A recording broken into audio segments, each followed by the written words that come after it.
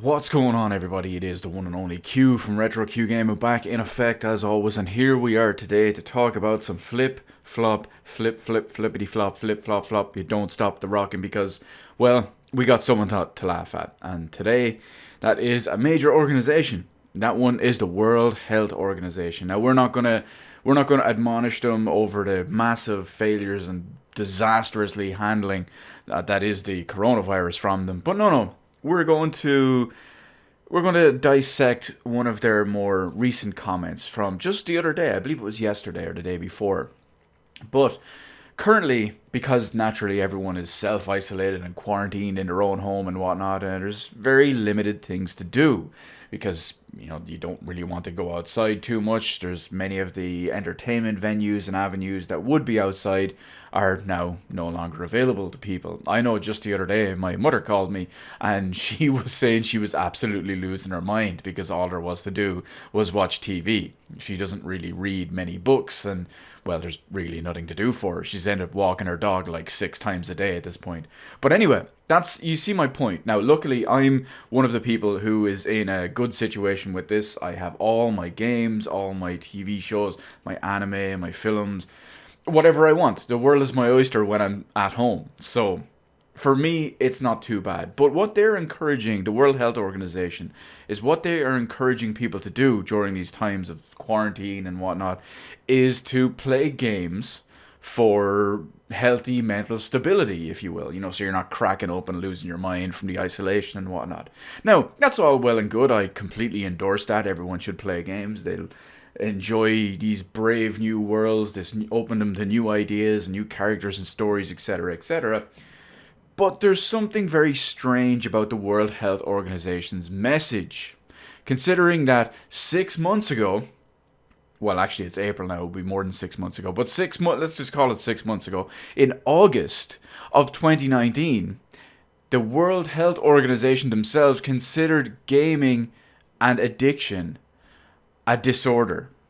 That's right. They were admonishing people, not just people with addictive personalities and underlying behavioral traits, but they were admonishing people for playing games and playing as much games as they do. And now they're encouraging people to do this. So you can see, as a great example, if you will, why their judgment in 2019 was an absolute laughable joke.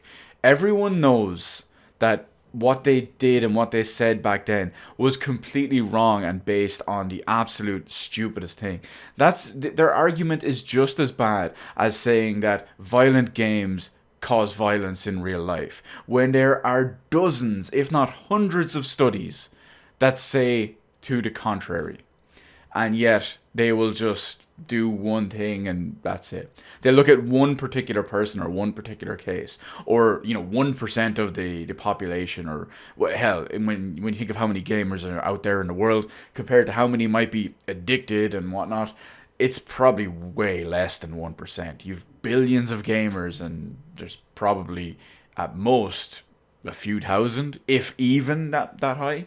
But I just think this is very, very strange, and it really highlights how out of touch the organization is, and how out of touch many of the people in there are. Granted, I'm sure there are a couple of people in their 20s and 30s, but I can almost guarantee you people in the World Health Organization are in their 50s and 60s. Think video games are the devil, and if you listen to rock music, well, you're going to hell. It's this kind of thing that it just goes to show how wrong, out of touch, and to be honest, it feels like they're pushing an agenda.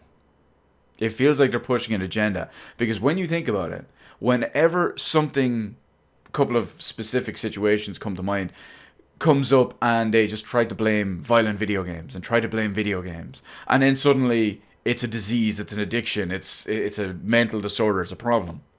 So it feels like they're just trying to push this agenda because you just know there's some funding, if you will, going on in there just to get this point across. But I think it's absolutely laughable that they would even try to brand it as such in 2019. I touched on it before when it first happened, but it just really highlights the positive benefits to gaming. Now, I'm not saying you need to spend 20 hours a day locked in your room in the dark playing games all day, every day.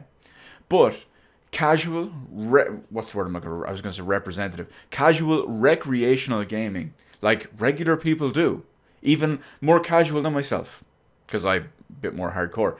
But even for your average person, sit down, maybe take your mind off what's going on, the terror that is the outside world, the quarantine, the isolation, whatever it is, to distract you from it, to give you a hobby, a pastime, to give you something to think about, or to give you something as an escape that you can just turn your brain off and just have mindless fun for an hour or 2 hours, 3 hours, whatever it is.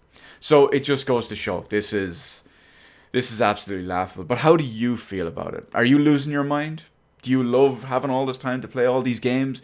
What's the deal? Let me know all the good stuff in the comment section below. Hit the appropriate button to let me know how I did on the video. And while you're at it, why not head on over and hit the subscribe button and even ring that little notification bell.